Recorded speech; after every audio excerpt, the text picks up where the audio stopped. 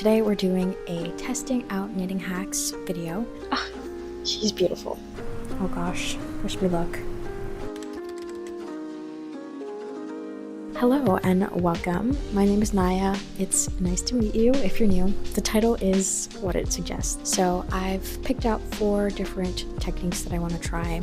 A few are new to me and some are just variations of different techniques that I've tried before. But I wanted to find ways to apply them to some of my current whips / recent FOs, and most of them involve different finishings, and so I've applied each of these 4 techniques to 4/5 different pieces in my knit wardrobe. I also want to make a disclaimer really quick. I recently found out that I was recording different clips for a bunch of different videos with varying settings for my microphone, so in case the audio quality changes suddenly, just keep that in mind. But I have it figured out now, I promise. So any clips going forward and any videos made after July 7th, yeah, I promise that they will be better. Without further ado, let's just jump right into the first hack. I'm not sure what it is because I can't remember, but you'll see it now. So the first knitting hack / new to me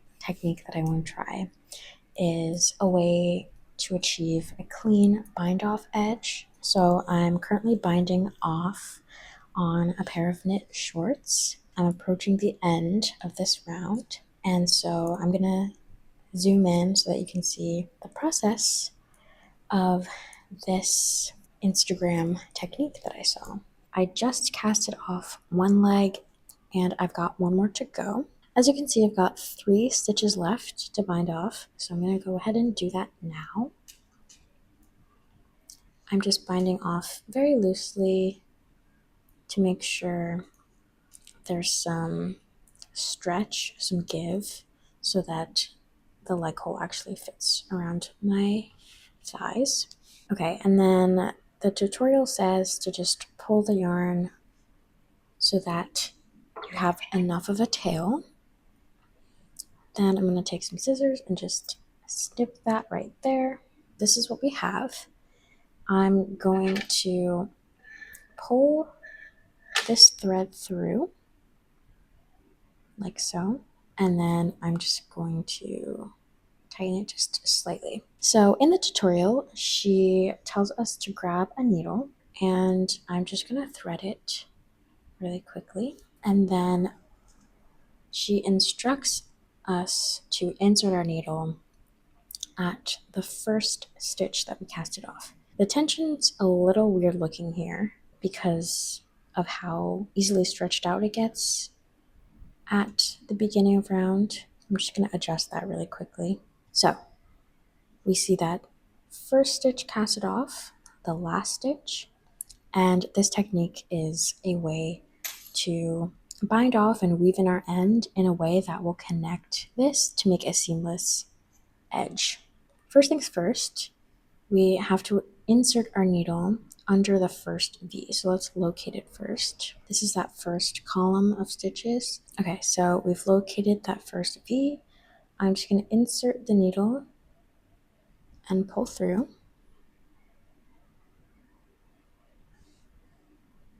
And I'm just going to tug very slightly.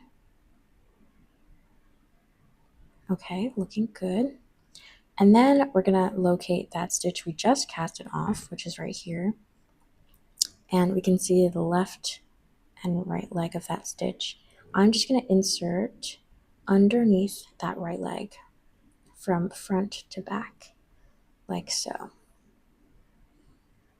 And then the next step is to just tug it and pull each side together.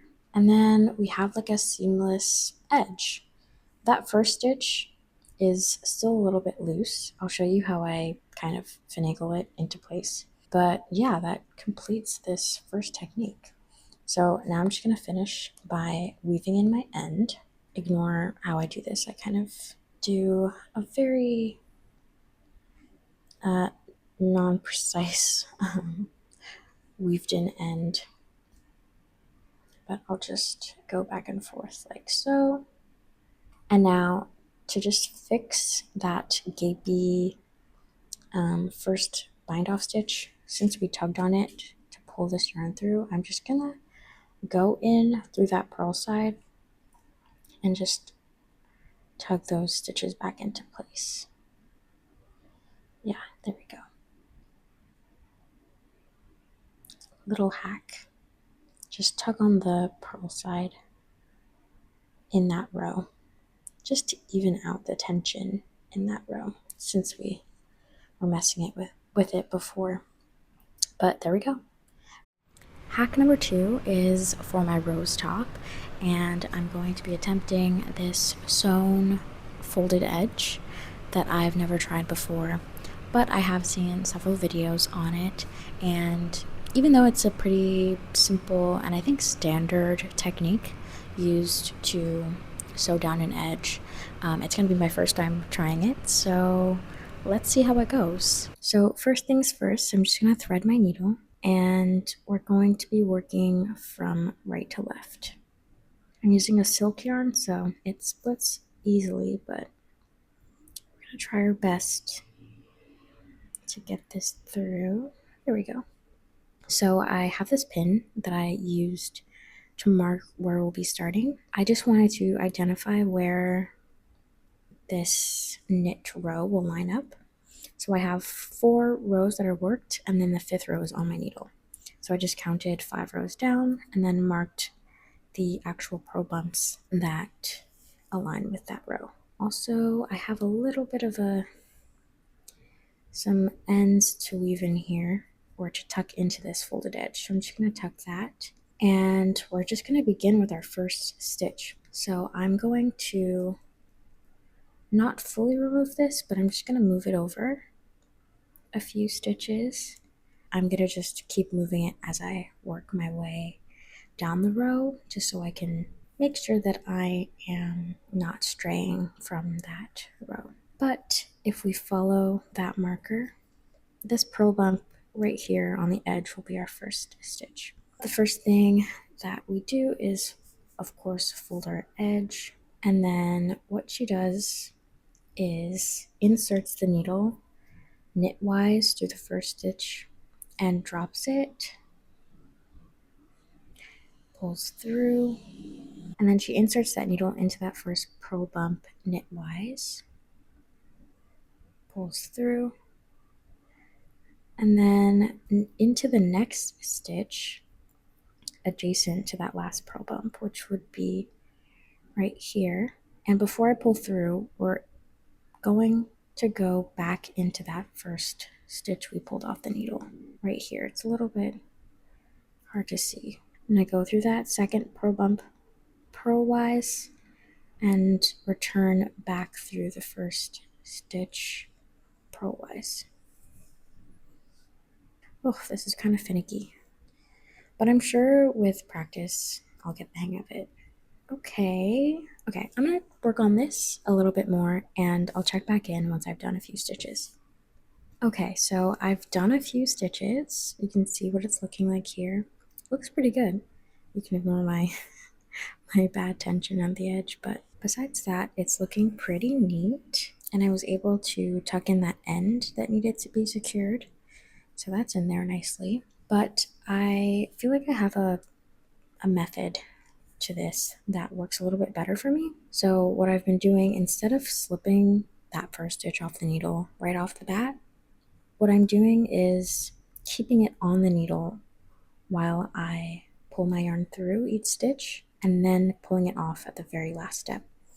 So I'll demonstrate. We start by inserting knitwise through that stitch on our needle and locating the purl stitch that we just worked, which is right here, if you can see. So this is that purl stitch we just worked, and we're going to be inserting knitwise through the knit stitch, knitwise through that purl stitch, and I'm just going to leave the stitch on the needle while I pull my yarn through, and then we're going to locate the purl bump that's adjacent to the one we just worked. So it would be this one This is one we just worked, and one over is the stitch. And we're going to be working purlwise through that stitch and then purlwise through the stitch on the needle. And you can either insert it this way or below the needle, it doesn't really matter. At this step, I'm going to slip that stitch off the needle and pull through. And I feel like that just helps me a little bit better when the stitch is anchored on the needle instead of just like floating out here, because it's a little harder to locate, especially working on yarn with a thinner gauge. But I'm sure a bulkier garment is probably easier to work on. As you work, it kind of gets more comfortable to do, and I feel like it's pretty neat. It looks very nice. It's not super bulky or anything, and especially with this yarn that's kind of see-through, it's very thin. I feel like it looks very nice. I'm excited to see how this neckline will turn out, and I'll check in when I've finished completing it. So I just finished sewing down the edge, and I wanted to show you what it's looking like. Looking pretty good. So the next knitting hack involves buttons, and is actually one that I've tried on the top I'm wearing right now, which is my Pippa tee. Now we're going to try the same technique on my rose top, which just needs the buttons secured.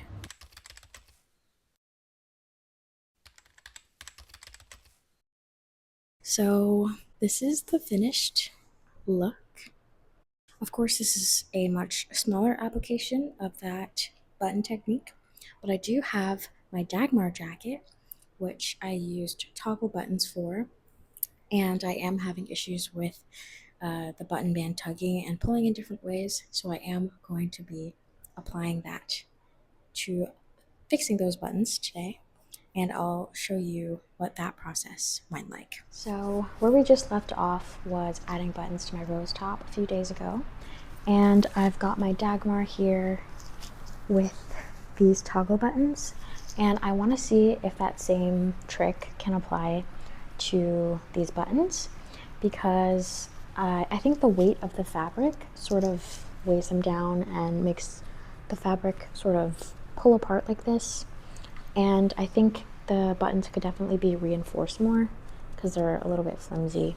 What I'm going to do is just use some scrap yarn that I have and try that method of like wrapping the yarn around the button to see if that can secure them better and then help my two button bands sort of align in a more uniform way. So I'm gonna flip the camera and give you guys a closer look into this process. Okay, so interesting angle we've got here. I'm working on my coffee table, but I figured the lighting was pretty nice so that you can see everything clearly. Okay, low-key forgot I was recording. I was too busy picking off a bunch of pills from this. Anyways, the siren has passed, so we may continue. I just unbuttoned all of these buttons, and I think I'm going to work from the bottom up. So let's start on this button. So I started by threading the needle, and if I lift this button up, you can sort of see that there's a pretty large gap in between the point where I sewed this button on. So I'm just going to pass it through here and tie a knot. Now that that's secured, I am going to do the part where I wrap the base of the button with my yarn. So I'm gonna do it maybe 4 times. 2, 3, 4. I'm just gonna test it by flicking it around and seeing if it's sturdy. It feels sturdy and it looks lifted for sure. So I'm gonna hold that there, and then I'm going to do the next step of sort of fastening my thread within itself. So I'm going to push the needle through, pull my yarn through, and then I'll push it in the opposite direction. There we go. Pulling through. Yeah, that's definitely lifted. Looks a little bit silly right now, but now I'm going to just secure my yarn within my knit button band. So I'm just going to weave in my end, and at this point I'm going to cut my yarn.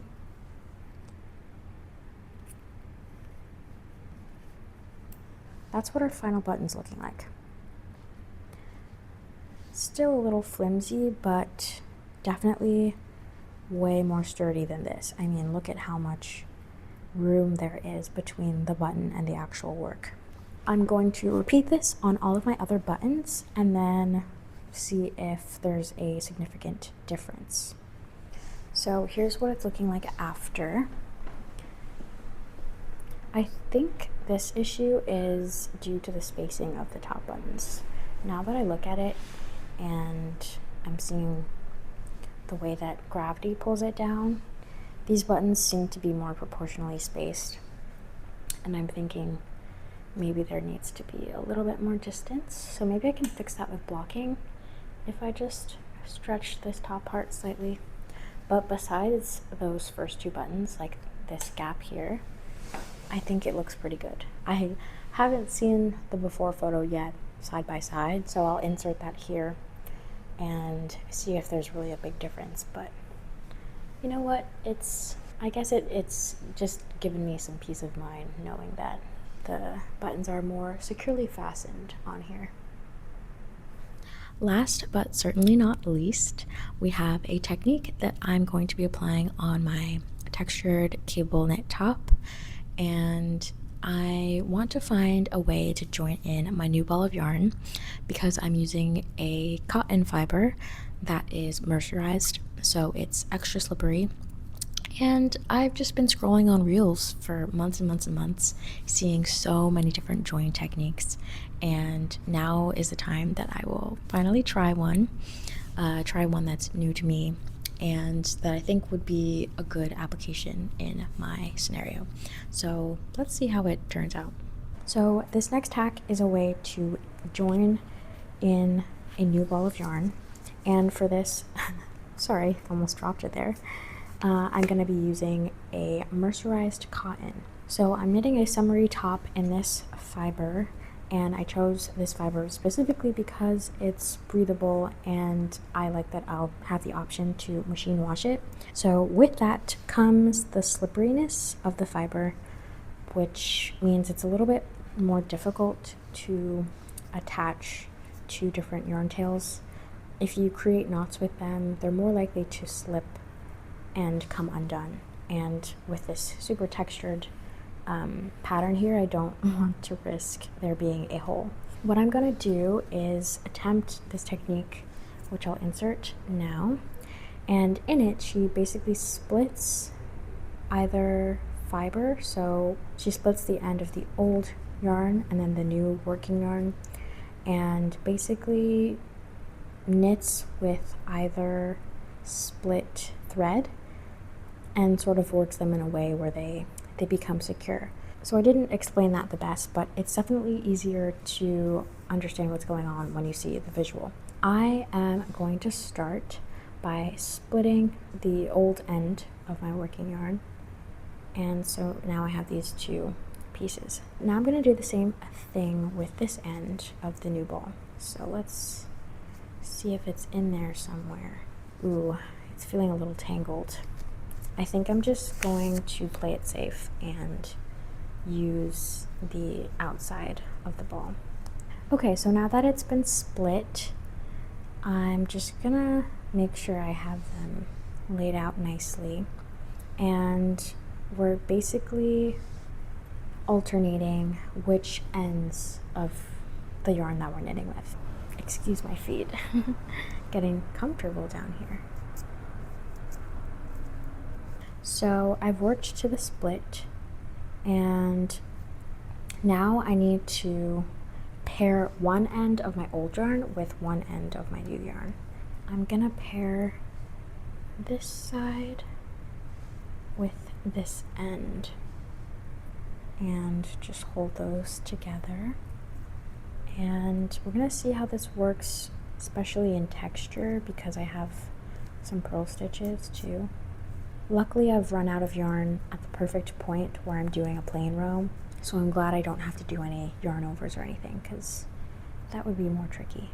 It's come a little bit undone, so I need to readjust a little, make sure it's taut.